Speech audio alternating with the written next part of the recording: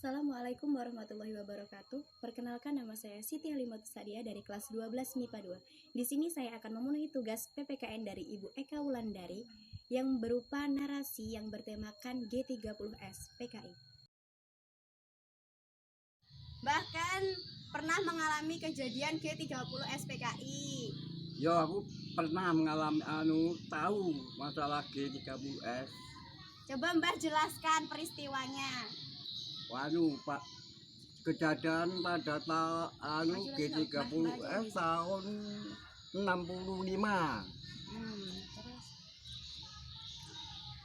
Terus apa deh kape? Peristiwa apa? Lubang buaya. Oh, lubang buaya. Lubang buaya ini yang dibunuh ada 7 orang. Peristiwanya di mana, Mbah?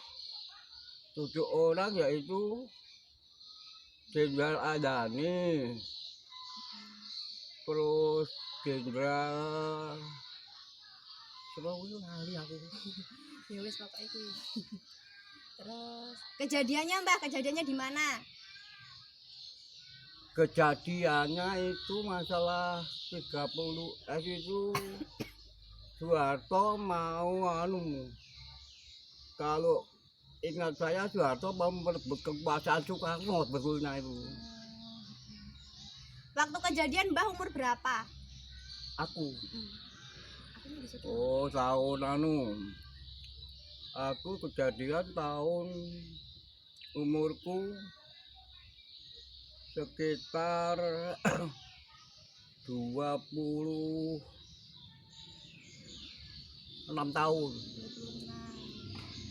Mbah sekarang berapa usianya? 82. Berarti lahir tahun berapa, Mbah? Lahir tahun berapa? 38. Baiklah, yang pertama kita akan membahas tentang sejarah singkat G30S PKI. G30S PKI merupakan gerakan yang bertujuan untuk menggulingkan pemerintahan Presiden Soekarno dan mengubah Indonesia menjadi negara komunis. Gerakan ini dipimpin oleh D.N. Aidit yang saat itu merupakan ketua dari Partai Komunis Indonesia atau dengan kata lain yaitu PKI. Pada 1 Oktober 1965 dini hari, Letkol Untung yang merupakan anggota Cakrabirawa pasukan pengawal istana memimpin pasukan yang dianggap loyal pada PKI. Gerakan ini mengincar perwira tinggi TNI Angkatan Darat Indonesia. 3 dari 6 orang yang menjadi target langsung dibunuh di kediamannya, sedangkan lainnya diculik dan dibawa menuju lubang buaya.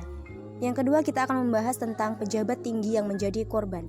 Keenam perwira tinggi TNI Angkatan Darat yang menjadi korban dalam peristiwa ini adalah: yang pertama, Letnan Jenderal Anumerta Ahmad Yani; yang kedua, Mayor Jenderal Raden Suprapto; yang ketiga, Mayor Jenderal Mas Tirto Darmo Haryono; dan yang keempat, Mayor Jenderal Siswondo Parman; yang kelima, Brigadir Jenderal Donald Ishak Panjaitan; dan yang terakhir yaitu Brigadir Jenderal Sutoyo Siswodiharjo. Sementara itu, Panglima TNI A.H. Nasution yang menjadi target utama berhasil meloloskan diri, tapi putrinya Ade Irma Nasution tewas ditembak dan ajudannya, Letu Pire Andreas Tendean, diculik dan ditembak di lubang buaya. Keenam jenderal di atas beserta Letu Pire Tendan kemudian ditetapkan sebagai pahlawan revolusi. Sejak berlakunya Undang-Undang Nomor 20 Tahun 2009, gelar ini juga diakui sebagai pahlawan nasional. Selain itu, beberapa orang lainnya juga menjadi korban pembunuhan di Jakarta dan Yogyakarta. Mereka adalah Brigadir Polisi Ketua Karel Satswit Tubun, Kolonel Katamso Darmo Kusumo, dan Letnan Kolonel Sugiono Manguniowoto. Yang ketiga yang akan kita bahas yaitu pasca kejadian. Setelah peristiwa G30S PKI, rakyat menuntut Soekarno untuk membubarkan PKI. Soekarno kemudian memerintahkan Mayor Jenderal Soeharto untuk membersihkan semua unsur pemerintahan dari pengaruh PKI. Soeharto bergerak dengan cepat.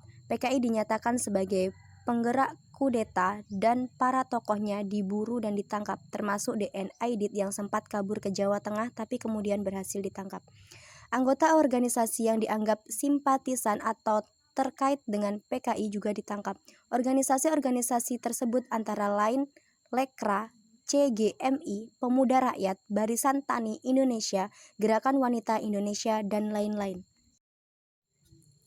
Berbagai kelompok masyarakat juga menghancurkan markas PKI yang ada di berbagai daerah. Mereka juga menyerang lembaga, tokoh, kantor, dan universitas yang dituding terkait PKI. Pada akhir 1965, diperkirakan sekitar 500.000 hingga 1 juta anggota dan pendukung PKI diduga menjadi korban pembunuhan. Sedangkan ratusan ribu lainnya diasingkan di kamp konsentrasi. Yang keempat yaitu diperingati pada zaman Orba.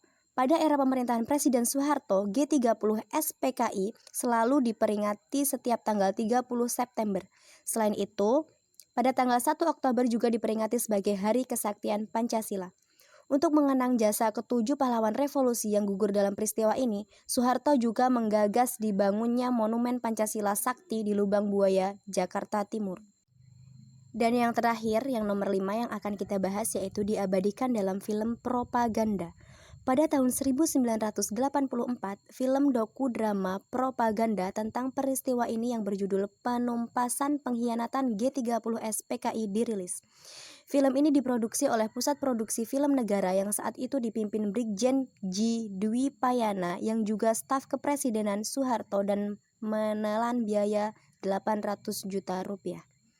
Mengingat latar belakang produksinya, banyak yang menduga bahwa film tersebut ditunjukkan sebagai propaganda politik.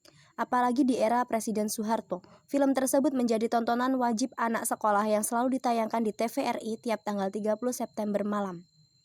Sejak Presiden Soeharto lengser pada tahun 1998, film garapan Arifin C. Nur tersebut berhenti ditayangkan oleh TVRI.